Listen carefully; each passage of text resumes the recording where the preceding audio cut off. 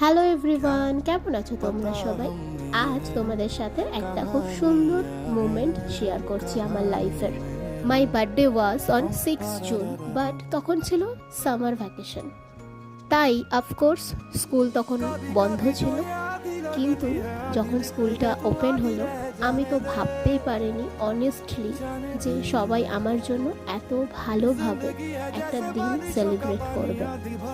Sometimes it's not about celebrating on an exact date, but it's about the love and memories stay forever.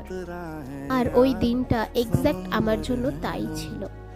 Thank you to my amazing colleague for making me feel so loved. Let's celebrate হলেও it become one of my memorable birthday.